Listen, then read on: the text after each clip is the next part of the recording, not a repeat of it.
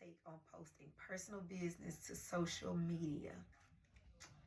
So, first of all, I'm going to start off by saying that anytime I talk about something, it's based off of my own personal experience. Whether I'm talking about God or I'm talking about failure, I'm talking about making mistakes, I'm talking about depression, epilepsy, any of that, men, any of it. If I talk about anything, it's because I've had personal experience with it myself. And the motive behind me speaking on this is to encourage other people, to influence people to just do you.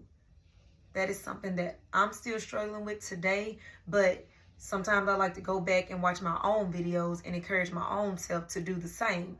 But hopefully everything I say, I can reach somebody, even the ones who may be on the outside judging someone who's on the inside and doesn't know the true meaning behind the reasons why we choose to post personal things on social media. Now, I didn't say private things. I didn't say secrets. I didn't say exposing yourself on social media, but posting personal business to social media. Accept it or not, whether they say we're making an excuse for what we do or whatever, it is what it is. But mine roots back from my childhood. So, as y'all know, I wrote a whole book about my life, Unconfined Faith.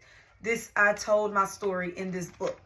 And let me tell you why I chose to tell my story, to sit down months after months and type up a whole autobiography.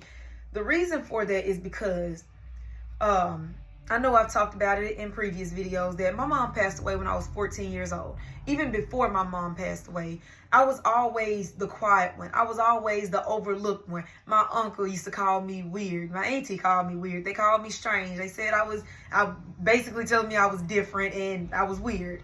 So I was always quiet. I was always to myself. Even at school, like certain people used to call me the quiet girl because I never talked. I barely ever said anything. I didn't have many friends. If I did have friends, they probably thought I was weird too. But I didn't talk. I was quiet. I was shy.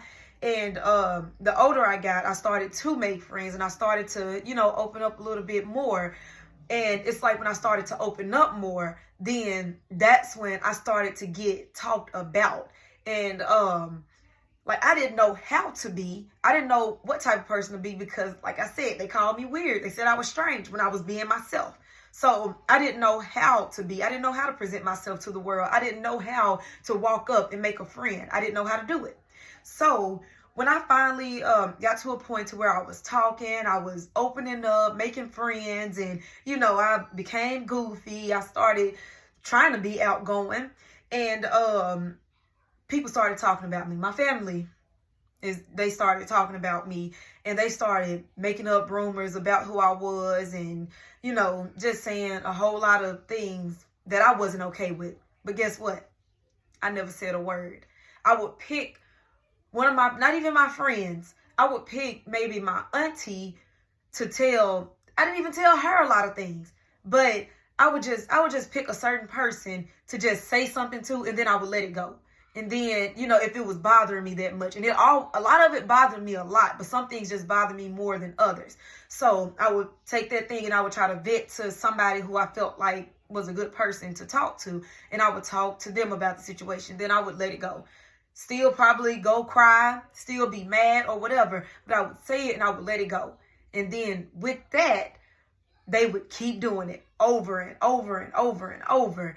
And I just had to suck it up because even when I talked to somebody about it, no one did anything about it because, like I said, my mom had passed away when I was 14. I could tell my mom would defend me. When it was my sisters trying to bully me, my mama would defend me. When it was family trying to start things about me, my mama would defend me. But after my mama passed away, it's like nobody. I had nobody. My dad was there, but he would probably get mad and talk noise, but he never confronted the people. He never confronted anybody. And because of this, my family, they treated me, they always treated me different. I don't know why, maybe because I was weird, maybe because they didn't understand me, but I was always treated different because I was different.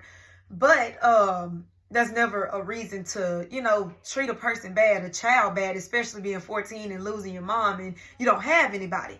But so that's where mine started from, just being a kid.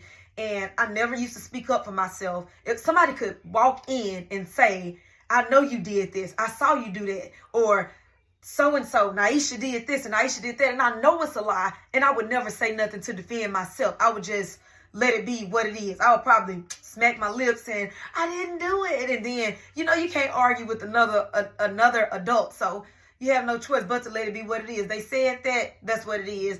I got punished for certain things that I knew I didn't do, and that's just what it was. And so being a child, letting people get away with doing certain things to me, saying certain things about me, and all that, it kind of it rolled over into my adulthood. And then I was introduced to social media at a young age. Actually, I started on social media right before my mom passed away, but I was introduced to venting on social media by the time I was 19, like right after I graduated high school. And I knew that I was grown then. I had my own place, I had my own car, I had a job, I was in college, everything. So it was, at that point, it was like, nobody can do nothing else to me because I don't have to go around these people. I don't need these people for anything. I got my own. I can do me. So that's when I started to, like, when they would still make those rumors or say certain things, that's when I started to turn to Facebook, and I would post things on Facebook like, family ain't. I always said things like that. Now, I always said things like that. And then that Facebook became my comfort because it was like my family was on Facebook. And so I could say things without having to confront them and argue about it and go back and forth about it. So I was able to speak my mind and not have to even confront them or argue with them. So that's why it became my place to say certain things. And I promise you, after I started to speak my mind on social media and started to open up and show them that I wasn't this weird kid or this sneaky child or whatever that they tried to make me out to be, once I started to express myself a lot more and to show them that I was more than what they saw, then I became a person who was, you know, like, acknowledged. They actually started to acknowledge me. They actually started to, you know, I'm proud of you, all that type of stuff. That's when they started to speak. They saw that I wasn't this airheaded kid. I was actually mentally strong. I actually had a strong mind, even though they tried to tarnish that. They tried to damage me, or they almost damaged me. They did damage me. I just fixed myself. So, in my early adulthood, that's when I started to post on social media, like I said, because family was there. I could say things and didn't have to be in their presence, didn't have to go back and forth with them or nothing. So after a while, it became my place for things other than just family.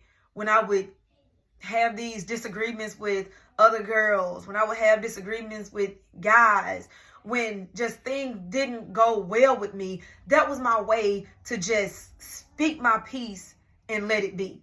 I would make paragraphs just speaking my mind, saying what I needed to say. It would always be like, they fake, and, you know, I can't, people judge me and they don't know me. And I always made posts like that, things like that. But as the years went by, it no longer was about family, because I had a great relationship with my family the older I got. But I also started to become more serious in my love life. I started to become more serious in my love life.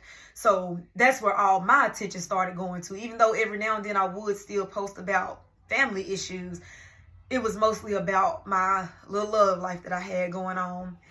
And so that's what I would talk about. And then I got bashed so bad. Even when I was posting about family, they would say things about it. But like I said, I didn't have to go back and forth with them. I just say what I said, and that's what it was. But with the little love life, it was like this guy going back telling this girl these things, and, you know, we all into it because he keeps lying on me, he's lying on her, and, you know, it's one of those type of things. But I could always go back and say something like, when a guy lies to you and, you know, they get to live their life freely while you have to suffer. And, you know, I would say things like that. I wouldn't come out and say, well, me and this guy started dating on this day and we did this and that. And like, I wouldn't go deep into details. Like, I'm telling my personal business, but I'm not getting private. I'm always talking, but I'm not getting too deep into it. But, my point in saying all that is people don't realize that all these celebrities that they look up to, all the people who stand behind some type of story, this is the same thing. The only thing is they're famous, they're rich, they're paid, like they're known. So it doesn't matter. I mean, they look up to these people. So my story is looked down upon. I'm seeking attention when I say something. So just like the stories of like the Emmett Till story, that's something that's very serious and very, I mean, even though, you know, it ended in the wrong way, that's something that's very serious. That's a story that needed to be heard. That is something that happened to him personally that needed to be told because he was lied on. So, you know, his story was told. Just like people who write autobiographies like myself. You're telling your story. It's just some people get famous off of their stories and others don't. It's so many people out there who have stories that don't get the recognition that it deserves because they didn't meet that one person who pushed them up, who put them in the spotlight to become famous and to become paid for their personal experience. All the racism, all the slavery days and stuff, they just try to tell our ancestors, shut up, stop talking, like you complaining. They used to always, you know, do things like that towards our people. Same old situation with this. It's no different. It's just that what's near and dear to my heart is not near and dear to theirs. And that's no different from when white people looked at black people like, y'all complain too much. It wasn't even that bad. It's no different. A lot of times I do receive recognition for speaking my mind and like for my book and a lot of things. A lot of people tell me that I do encourage them. And that's the thing that really keeps me going because I know that I'm not out here just doing things for attention. Joy. Hi. Hey, mama. So my baby woke up. So I'm going to have to cut this video short. And what I want to end this by saying is try to be open-minded with things that I spoke about as far as comparing it to other issues that has went on in the world and also to the people who have experienced needing to vent to social media for whatever reason. I want to encourage you guys to do you. It's something that even I'm still trying to learn, but if you didn't take anything else from this video, I want you to remember to just do you. Vent how you need to make you feel better. Be careful, but do you. Yeah, be careful.